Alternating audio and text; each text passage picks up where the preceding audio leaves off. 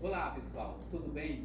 Temas como relações étnico-raciais, diversidade sexual, questões de gênero, pluralismo religioso, relações geracionais, culturais e inclusivas e direitos das pessoas com deficiência são temas de extrema importância para a nossa sociedade e bem atuais.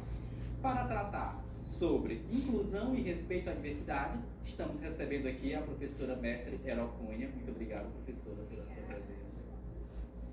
Professor, e a gente começa perguntando como abordar esses temas tão importantes dentro da escola, de modo a garantir a valorização e a inclusão de todos.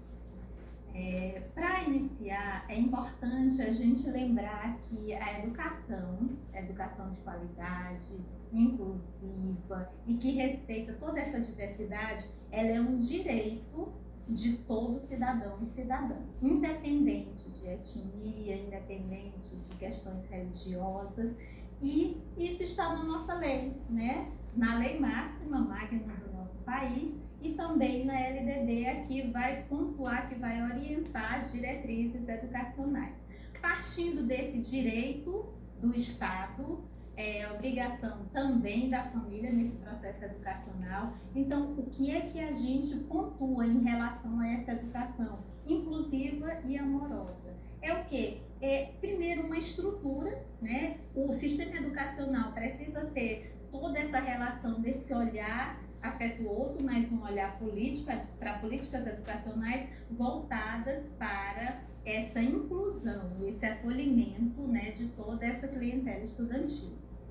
O outro ponto importante também é a gente não esquecer da formação humana. Então, precisa ter uma estrutura em relação a prédio, a banheiros, portas, materiais tecnológicos, mas isso não é necessário, sim, é importante, sim. Mas a gente precisa ter, o próprio Estado precisa ter esse investimento nas pessoas, nessa formação pedagógica, né? Nesse conhecimento. A escola também não pode trabalhar e não deve sem conhecer a sua comunidade ali no seu entorno, sem conhecer a história desse estudante, dessa estudante, de que forma ele chegou na escola, quais as suas necessidades. Então, a partir desse conhecimento da cultura, da sua história, da sua memória, a gente sim consegue ir trilhando nesse percurso de trazer essa educação realmente inclusiva, porque quando a gente fala em inclusão, às vezes, e erroneamente, seria só colocar o estudante dentro daquele espaço escolar. Mas isso não é inclusão. A inclusão é esse processo mesmo de acolhimento, é de você conseguir olhar para esse ser tão diferente, tão diverso e proporcionar o quê? Caminhos, possibilidades para que ele tenha sua cidadania, para que ele tenha sua autonomia. É interessante isso porque não basta você só colocar o aluno dentro da sala de aula, como a senhora comentou agora, é preciso conhecer a sua história, saber lidar com as emoções dele, né, para realmente fazer esse trabalho de inclusão por completo dentro da sala de aula, né? Exato. Considerando, professora, que é essencial que a escola reconheça e valorize as diferenças e necessidades individuais dos estudantes, quais seriam as estratégias e ações assertivas que podem ser desenvolvidas no ambiente escolar a fim de promover o respeito à diversidade? Certo, nós temos várias estratégias e possibilidades, inclusive eu já citei até umas na fala anterior. Então vamos lá, o que a gente pode pensar do que pode ser desenvolvido dentro desses espaços escolares e que não precisa ficar também só naquele ambiente fechado, mas também expandir, né, para a nossa comunidade. Então nós temos o quê?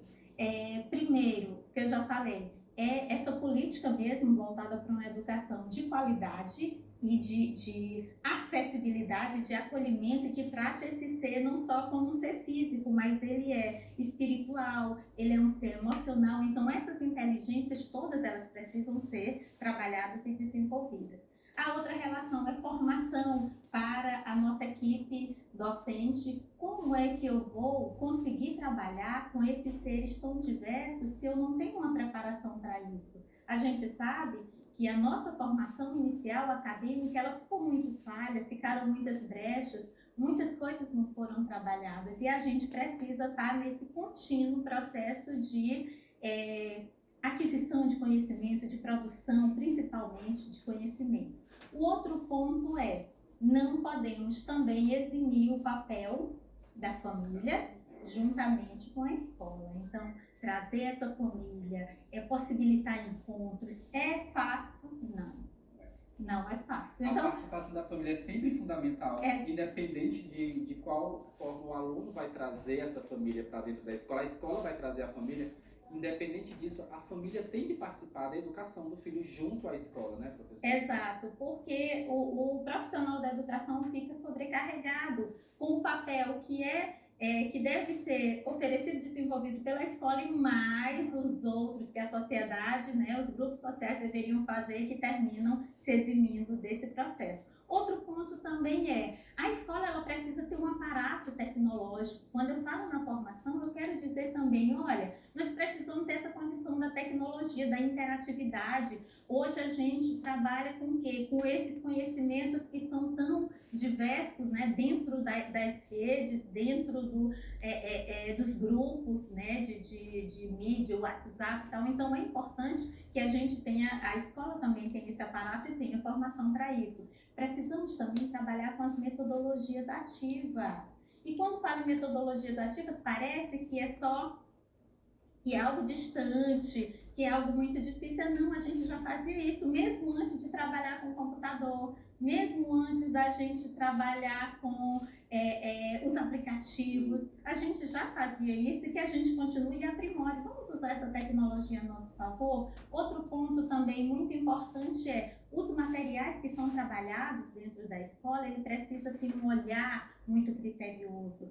Quem aparece nessas obras, que tipo de literatura está sendo trabalhada, de que forma, qual é o olhar dessa história, dessa relação religiosa que está sendo trabalhada dentro desses espaços. Então, são tantas possibilidades que se a gente fosse elencar ia ficar assim um tempão. Mas o mais importante é que a gente tenha essa sensibilidade, que a gente tenha essa nossa relação de responsabilidade social para e dentro desse processo de formação, porque estamos formando para a nossa comunidade. Não podemos deixar também de reforçar a importância do planejamento. Então, esse planejamento que nunca deve ser individual, precisa ser um planejamento coletivo. E para isso, os espaços educacionais precisam organizar espaços, condições para que haja esse momento de estudo, de discussão e de planejamento coletivo. Outro ponto também muito importante são as promoções, né, que nós precisamos fazer em relação a essa grande diversidade e que a gente faz essas promoções através de campanhas, projetos, programas que fazem parceria com a escola, pessoas que a gente traz para ministrar palestras, dentre várias outras possibilidades, dentro da linguagem da arte, tecnológico, e é importante que a gente esteja proporcionando, esteja trazendo todo esse aparato de conhecimento, de tecnologia para os nossos espaços escolares. Professora Herol, quais são as políticas públicas voltadas para a inclusão e diversidade e que ações as escolas podem realizar no sentido de garantir a efetividade desses direitos? Nós temos inúmeras políticas públicas voltadas para isso, mas uma coisa importante da gente reforçar uma coisa é a lei, é o que está no papel, outra coisa é realmente a efetivação desses direitos. Então, nós temos, partindo dessa relação de diversidade, né, e do que é esse diferente, do que é que isso às vezes assusta, principalmente quando a gente fala em âmbito escolar, isso causa constrangimento, isso exclui, mas a partir da nossa própria relação mesmo de construção desse ser autônomo, independente e principalmente pautado dentro de uma relação ética, levando em consideração os direitos humanos, esse conhecimento e essa formação que nós temos pedagógica para atuar dentro das escolas, a gente não pode esquecer também desse processo de cobrança dessas políticas públicas, sejam elas promoção dos direitos das mulheres, né, que nós temos contra a violência, nós temos a Lei Maria da Penha, nós temos o Estatuto da Criança e do Adolescente, nós temos o Estatuto do Idoso, nós temos também a garantia, né, do direito do casamento da comunidade LGBTQIA+, que também é um ganho, que é algo muito sério que acontece dentro e fora dos espaços escolares. A lei de cotas, né, para a população negra dentro do mercado de trabalho, na televisão, no processo de propaganda, mídia. Então, isso foi uma conquista muito grande. E voltado bem mesmo para a relação educacional, nós temos a Lei 10.639, né, que fala da obrigatoriedade das escolas trabalharem a história e a cultura afro-brasileira e africana, e que essa lei é de 2003 até hoje. Infelizmente, nós precisamos continuar trabalhando em todo o processo formativo, porque ela ainda não é trabalhada como deveria ser. E temos também a Lei 11.645, que ela fala da obrigatoriedade da gente conhecer os povos originários, né, que são os povos indígenas, e que aqui na nossa região nós temos muito e que conhecemos tão pouco. É importante também a gente falar da lei, né, que criminalizou o racismo.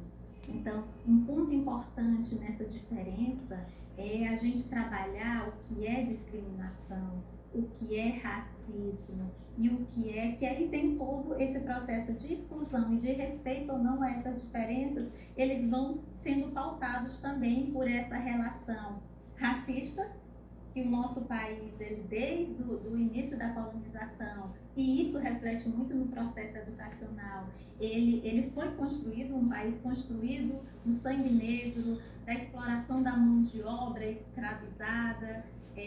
Atualmente, os nossos alunos e familiares ainda continuam sendo escravizados de várias formas. Uma delas é o que a gente chama do trabalho escravo contemporâneo, que também existe uma legislação de combate a esse trabalho escravo. Então, assim, para a gente trazer isso para as escolas, primeiro a gente precisa conhecer e ter a consciência de que isso é importante, de que isso é necessário, que isso está acontecendo ainda, senão não precisávamos das leis. E a gente pode trabalhar isso de que forma? A gente pode trabalhar isso, gente, numa gincana. A gente pode trabalhar isso numa contação de história. Que livros, que histórias eu estou escolhendo para trabalhar com minhas turmas? Podemos trabalhar dentro da produção textual, da análise fílmica, que músicas meus alunos e alunas estão ouvindo, que tipo de letra, que material está sendo consumido por essa juventude, que a gente sabe que são inúmeras, essa não é uma juventude única, mas são mais, né? São os jovens. Então, esse material todo, são caminhos, na verdade, que a gente pode trilhar para quê? Para trabalhar essa amorosidade, para trabalhar uma educação que respeita essa diversidade, porque não basta só dizer assim, não, eu não tenho problema, tal, porque você precisa respeitar e não tolerar. Você fala, eu tolero. Não precisamos de tolerância, nós precisamos de reconhecimento e de respeito. Outra coisa importante para a formação desse cidadão e cidadã, desde as séries iniciais, que o indicado seria a gente trabalhar mesmo assim da base, que aí a gente vai preparando essa criança, esse adolescente, esse jovem, não só para o mercado de trabalho, mas principalmente para que ele tenha essa sua autonomia, para que ele tenha essa sua criticidade aguçada, né? E que a partir dali ele possa andar com seus próprios pés. Então, o que eu indico é isso, gente, uma boa seleção da literatura, um planejamento que esteja relacionado com várias áreas do conhecimento, essa parceria. Nós temos aqui na nossa cidade conselhos municipais, estaduais, nós temos Centro de Cultura Negra, nós temos Organização dos Direitos Humanos, nós temos os ministérios, defensoria. Então, podemos utilizar desses recursos, que eu sei também, porque sou professora de sala, que é muito precário em grande maioria das escolas, né? Das coisas que a gente tem acesso, o aparato tecnológico é precário, mas eu não posso me eximir desse processo de educar.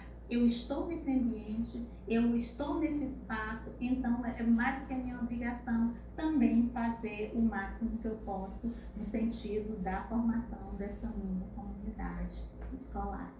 E o interessante, professora, que é com conhecimento que a gente consegue combater todas essas desigualdades, né? Seja de preconceito racial, enfim, todos os tipos de preconceitos que ainda existem e são tão fortes e reais na nossa sociedade, é com conhecimento que a gente consegue combater, não é, professora? Exatamente. Então a gente precisa mesmo ter esse olhar de pesquisador e de pesquisadora. A partir daí, e nesse processo mesmo de sensibilização, nesse processo de reconhecimento, de olhar no olho do outro, de perceber, olha, você é diferente de mim, mas nós somos tão importantes, e essa nossa diferença é o que traz essa riqueza cultural, religiosa, e isso para nós é o que a gente deseja e o que acredita nessa nossa trajetória educacional. E sempre lembrando que a escola é um lugar de acolhimento, seja para os professores e principalmente para os alunos, né, que vão combater isso futuramente, os preconceitos que ainda existem. Então, o professor exerce essa função primordial aí na educação das nossas crianças e adolescentes.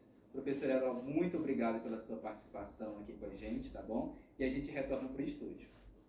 Obrigada, eu que agradeço e compartilhar um pouco desse meu trabalho, porque eu esqueci de falar também que eu desenvolvo um trabalho na coordenação de educação da igualdade racial e temos parceria com a CEMED, né, com projetos que a gente realiza juntos. Então, assim, ter sido convidado para mim é um momento assim de grande satisfação, porque eu sou de escola pública.